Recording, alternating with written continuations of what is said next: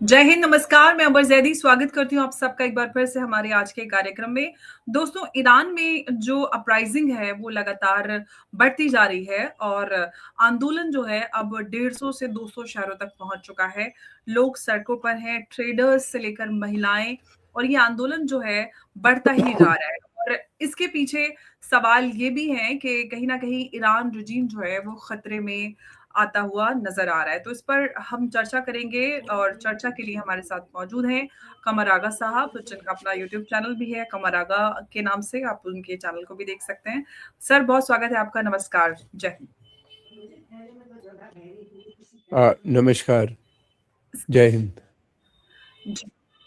Sir, हमने Iran में sir हमने पिछला शो भी किया था आपके साथ और जब आंदोलन शुरू ही हुआ था और अब जो आंदोलन है सर, एक विकराल रूप लेता जा रहा है। ट्रेडर्स से शुरू हुआ ये आंदोलन एक बार फिर से हिजाब वाला आंदोलन भी इसमें मिक्स हो गया है। महिलाएँ सड़कों पर हैं और जिस तरह से सड़कों पर लोगों का गुस्सा नज़र आ रहा है। क्या सर इसको ये कहा जाए कि ईरान में जो रेजिम है वो खतरे में है? किस तरह से आप इस पूरी अपराइजिंग को देख रहे हैं? देखिए, रेजीम मैं नहीं समझता कि अभी खतरे में है, लेकिन ईरान के ऊपर एक खतरा जंग का बहुत बड़ा मंडरा रहा है। जैसे कि अमेरिकन और इजरायली साफ कह रहे हैं कि वो इसके ऊपर अटैक करेंगे अगर उनके ऊपर प्रदर्शनकारी के ऊपर अगर लीथल वेपन का इस्तेमाल हुआ तो अमेरिका प्रेसिडेंट ट्रम्प का कहना है कि वो टारगेट करेंगे ईरान को। Number one. दूसरी तरफ ये है कि ये जो प्रदर्शनकारी हैं इसमें कई किस्म के एलिमेंट हैं। एक तो वो हैं जो आर्सेनिस्ट हैं, ये ईरानियन रिवोल्यूशन के खिलाफ हैं। ये कौन लोग हैं? ये बहुत ही वेल ट्रेंड हैं। बहुत कम समय में, जैसे बांग्लादेश में हमने देखा था, कई सौ मकानों में आग लगा दी थी अल्पसंख्यकों के, फिर उसके अलावा बैंक्स वगैरह को टारगेट किया था, मंदिरों को। तो उसी तरह ये भी मस्जिदों को भी टारगेट कर रहे हैं, मकानों को भी में भी आग लगा रहे हैं, दुकानों में खास तौर से, और गवर्नमेंट ऑफिसेज में भी बहुत ये बहुत ही ट्रेंड किस्म के लोग हैं। कहाँ ट्रेनिंग मिली ये बाद में पता चलेगा, लेकिन ये पहले भी थे। दूसरे, कुछ डिमांड्स भी जेन्युइन है उन लोगों की। लोग परेशान हैं, महंगाई बहुत है, इन्फ्लेशन बहुत हो गया है, महंगाई की दर से लोग परेशान हैं। नौकरियां कम हैं जितनी होनी चाहिए, सैलरीज नहीं बढ़ रही हैं, और क्या कहते हैं, महंगाई की दर बढ़ती जा रही है। तो ये समस्या तो है, इसमें तो कोई शक नहीं।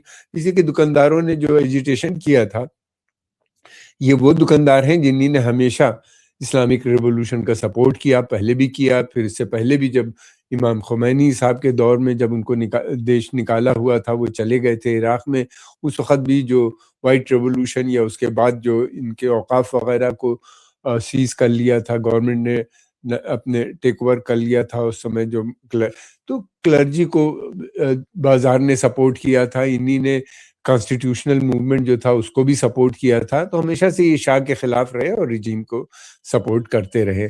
मगर ये कि उनकी बिजनेस, उनकी सब चीज़ पे असर पड़ रहा था। जो रिसेंट जो जो जो डॉलर में और रियाल में जो कमी आई उसको चल के, तो वो उन्होंने स्ट्राइक की थी, मगर वो रिजीम के खिलाफ मुझे नहीं लगते कि कभी भी जाएंगे। दूसरी बात ये भी है कि जो ये एक एलिमेंट है, ये बाहर से कंट्रोल है, इसमें कोई शक नहीं। इनको पास ये बहुत ही ट्रेंड है, इनके पास वीपन भी है। इनको तो अमेरिका रोक नहीं रहा है, गवर्नमेंट से ये कह रहा है कि आप करेंगे नहीं। गवर्नमेंट की, अमेरिकन गवर्नमेंट की पॉलिसी रिजीम चेंज की है। अंबर, ये समझ लीजिए कि अगर युद्ध होगा तो ये इराक या वेनेजुला या सीरिया नहीं है। यहाँ पे रिजीम बहुत स्ट्रांग है, इनकी सेना बहुत सक्षम है, इनके पास वीपन सिस्टम भी बहुत है। इसीलिए कभी कभी ये भी डर लगता है कि कहीं ऐसा ना हो कि न्यूक्लियर वीपन का इस्तेमाल किया जाए।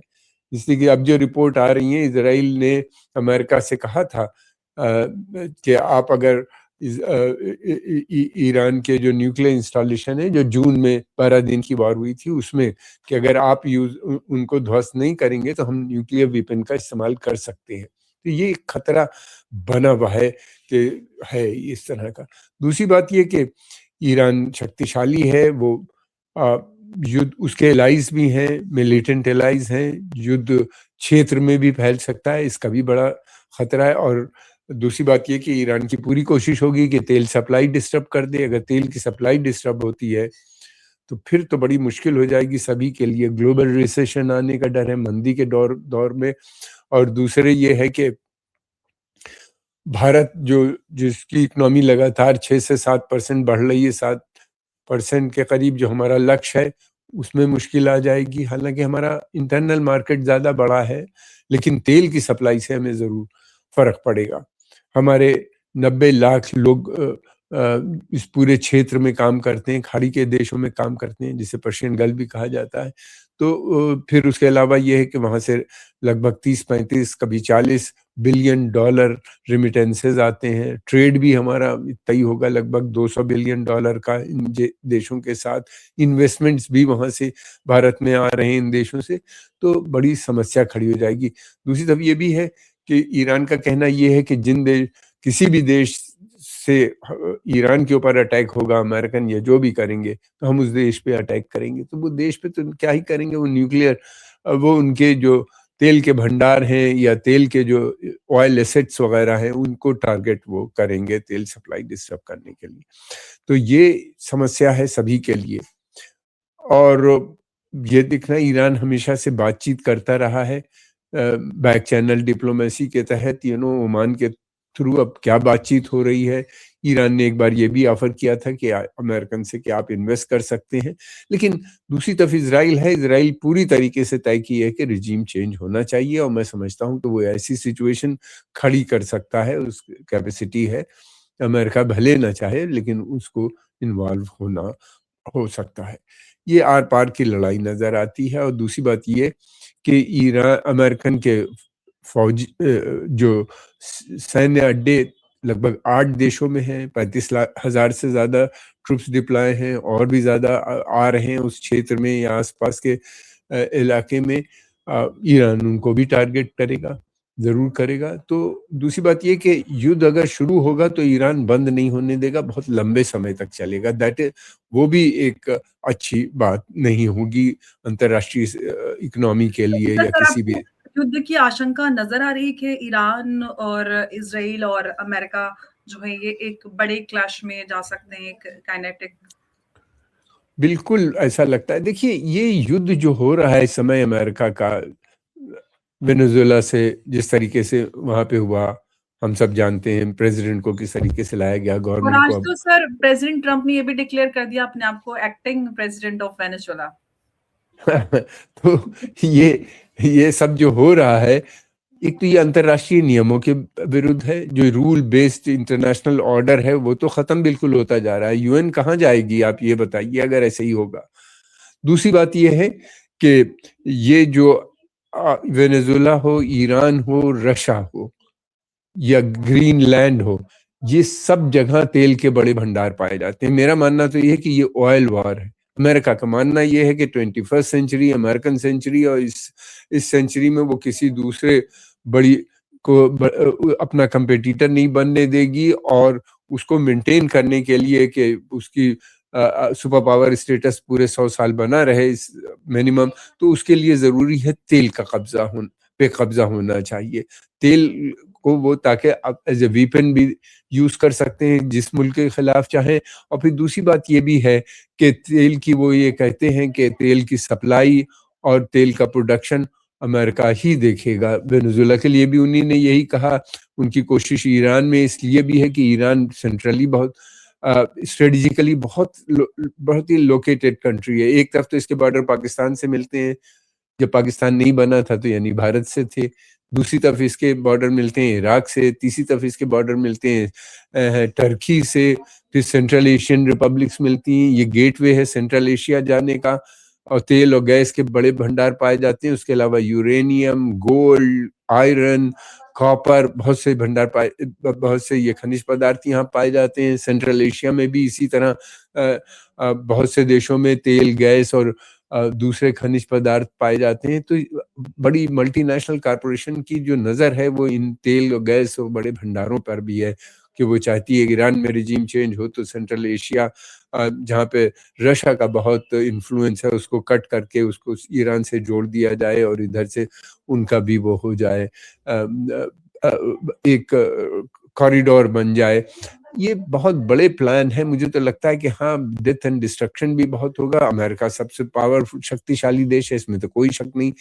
मगर ईरान कमज़ोर नहीं है। उसके पास जो मिसाइल सिस्टम्स हैं, या उसके पास जो वो हैं ड्रोन्स वगैरह हैं, उनका वो पूरा इस्तेमाल करेगा। हमने देखा था 12 दिन की जंग में जिस तरीके से इजराइल के खिलाफ उसने यूज़ किया था, बड़ी समस्या खड़ी हो गई थी इजराइल को। अगर अमेरिका इंटरवेंशन नहीं करता तो काफ़ी क्षति पहुंच जाती उनको। और भी फिर दूसरी बात ये भी है कि उसने अमेरिकन बेस पे भी अटैक किया था कतर के। हालांकि उस समय कतर अमेरिकन ने बेस को खाली कर दिया था, लेकिन ये कि वो अकेला नहीं है, उसके एलाइज हैं, रशिया भी है, चाइना भी है, मिलिटेंट एलाइज भी हैं जो लड़ाई लड़ेंगे। तो एक पूरा ताना बाना ईरान ने भी फैला रखा है। इसलिए डर इस बात का है कि लंबी चलेगी, कैसे होगा क्या होगा ये तो आने वाला समय बताएगा। लेकिन दूसरी तरफ ये भी है कि अमेरिका के साथ बड़ी मुश्किल ये है, जब उनके पास लिबरल डेमोक्रेटिक सेकुलर रिजीम थी मोहम्मद मुसद्दिक की 1953 में, उसको इन्हीं ने हटा दिया क्योंकि उसने तेल नेशनलाइज किया था। अब वहां पे आयतुल्लाह खुमैनी या क्लरिकल रिजीम जिसे कहते हैं इस समय, वो भी उनको मंजूर नहीं है। आई डोंट नो क्या चाहते हैं। प्रो अमेरिकन रिजीम तो वहां मुश्किल है बनना, इसलिए कि ईरानी जो हैं ये बहुत फाइसली इंडिपेंडेंट लोग हैं, ये आज़ाद ख्याल के हैं। ये चाहते हैं, ये नहीं आम ईरानी की मैं बात कर रहा हूँ, वो भले इस रिजीम से खुश ना हो, लेकिन अगर उस पर अटैक हुआ तो सब यूनाइट हो जाते हैं। और फिर दूसरी तरफ ये भी है कि इनका प्लान बहुत खतरनाक है। जिस तरह की बातें हो रही हैं, इजराइल कर रहा है, वो कर रहा है, तो उससे एक बड़ा खतरा सबके लिए बना हुआ है। इकोनॉमिक क्राइसिस को खड़ी हो सकती है बड़ी। अब देखना यह है कि किस तरीके से ट्रम्प इस मसले को डील करते हैं। बिल्कुल सर, वो तो नज़र आ रहा है कि उन्होंने जिस तरह से कहा है कि प्रोटेस्टर्स के खिलाफ कोई भी ऐसा एक्शन लिया तो अमेरिका खामोश नहीं बैठेगा। लेकिन वो बात अलग है कि उनके अपने देश में जो उनकी जनता उनके खिलाफ कोई भी विरोध करती है तो उसकी कोई सुनवाई नहीं है, उस पे कोई कुछ बोल नहीं सकता है। लेकिन सर ये बात तो है कि एक ट्रेडर्स वाला मुद्दा रहा और जो जेन्युइन मांगे हैं, और आपने कहा कि बहुत हद तक कुछ लोग ऐसे हैं जो इस तरह की एक्टिविटीज कर रही हैं, लोगों की दुकानों में आग लगाना और इस तरह की चीजें। लेकिन सर जो महिलाओं वाला एंगल है वो पिछले कई सालों से हम देख रहे हैं एक्टिवली। वैसे तो बड़ा लंबा इतिहास है, लेकिन पिछले 3-4 सालों से तो बहुत ज्यादा ये एक्टिव आंदोलन बनता जा रहा है, और बहुत बड़ा एक हिस्ट्री का विमेन लेड आंदोलन एक जो ईरान में नजर आ रहा है हिजाब के खिलाफ। इसको आप किस तरह से देख रहे हैं, क्योंकि इसमें बहुत सारे। हिजाब जी। हिजाब तो अब कोई ऐसा मसला नहीं रहा। मैं स्वयं गया था ईरान, मैंने देखा बहुत सी औरतें हिजाब नहीं पहनती हिजाब। लेकिन जो गांव या कस्बे या छोटे शहरों की हैं, उनके यहाँ हिजाब बहुत है। ईरानियन धार्मिक लोग भी काफ़ी बड़ी संख्या में हैं, और उनका माइग्रेशन गांव से शहर में हुआ है। जैसे दूसरे मुल्कों में हुआ है उसी तरह वो भी आए काम के लिए, वो तो हिजाब पहनती हैं। देखिए, मसला ये है कि जो ईरानियन रिजीम, जो गवर्नमेंट है, उनकी डिमांड ये है कि जो पर्सनल मामले, पर्सनल चॉइस में दखल नहीं देना चाहिए।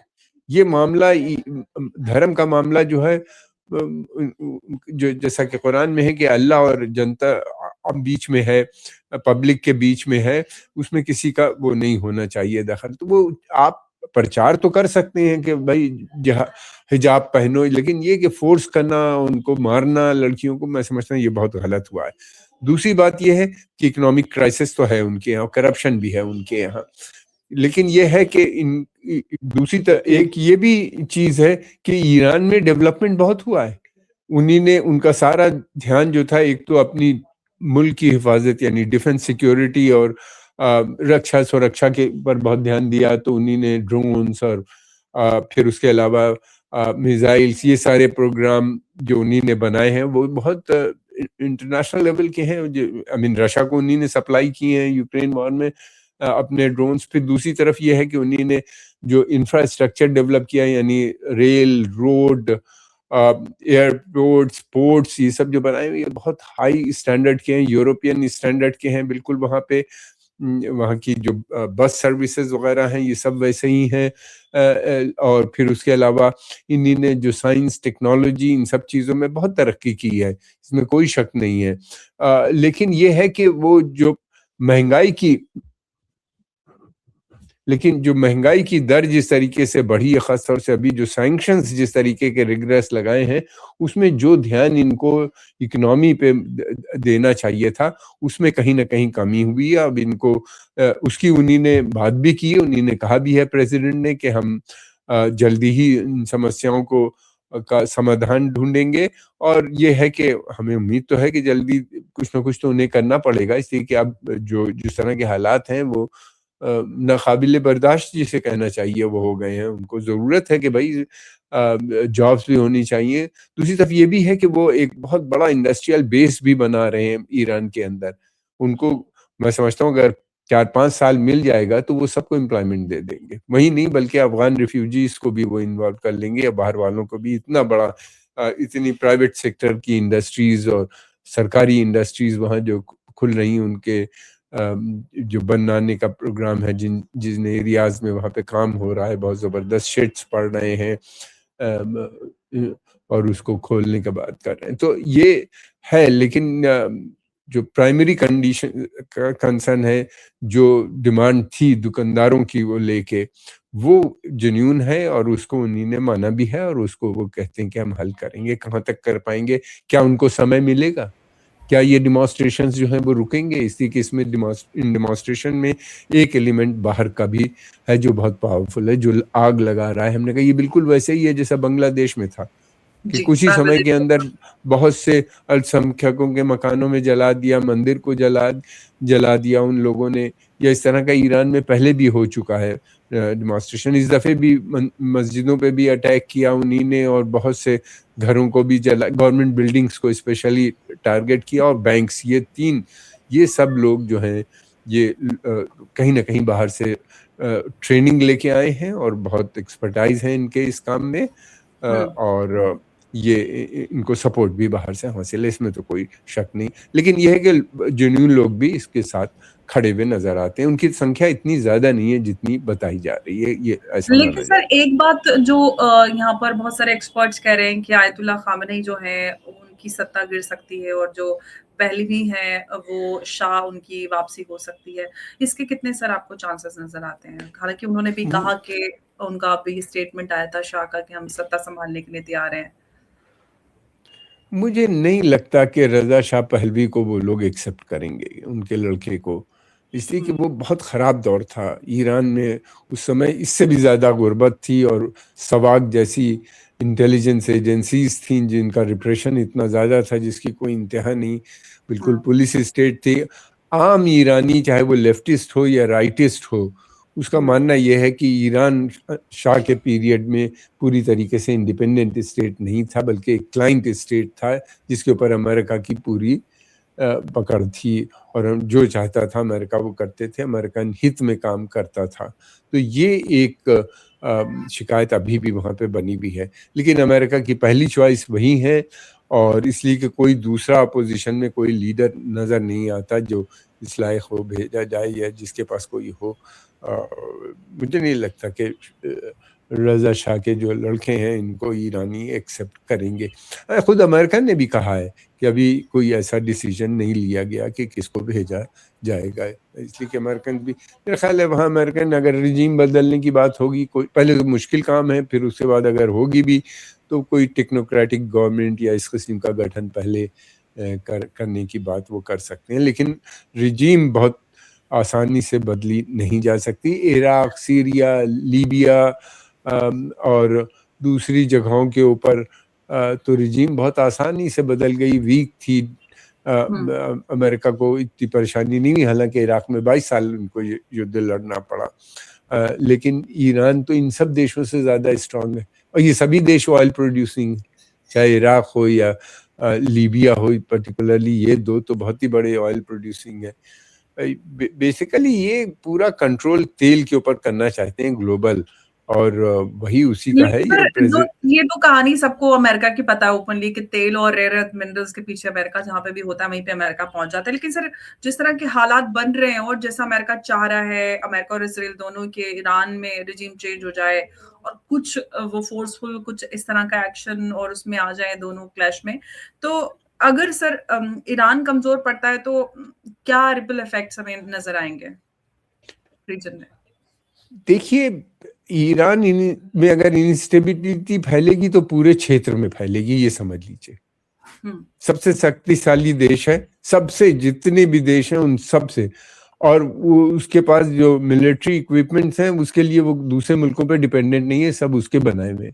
दूसरा बहुत स्ट्रांग देश है टर्की, लेकिन टर्की के जितने भी मिलिट्री प्रोग्राम हैं या इक्विपमेंट वो बनाते हैं बहुत अच्छे क्वालिटी के बनते हैं, लेकिन उसमें काफी कंपोनेंट यूरोपियन का भी है, यूरोपियन या अमेरिकन देशों का है, क्योंकि टर्की जो है वो मेंबर है नाटो का, और नाटो के मेंबर होने की वजह से उसको काफी एक्सेस है हाई टेक्नोलॉजी की, जो अमेरिका से उसको मिल जाती है आसानी से, या यूरोप के देशों से मिल जाती है। ईरान तो सैंक्शन के अंदर उसने डेवलपमेंट किया, ये बहुत रिमार्केबल बात है। तो मुझे नहीं लगता। दूसरी बात ये कि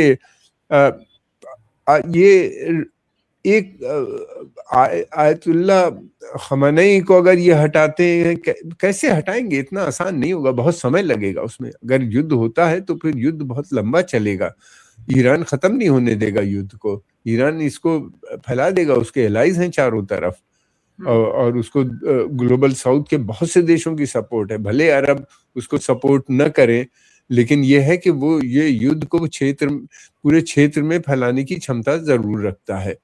अब क्या होगा ये तो आने वाला समय बताएगा, युद्ध होगा या नहीं होगा, या कोई कंप्रोमाइज होगा। उससे पहले बातचीत भी चल रही होगी, मुझे पूरा यकीन है, ओमान के थ्रू, बैक चैनल, ये सारी बातें तो समय आने पे पता चलेंगी।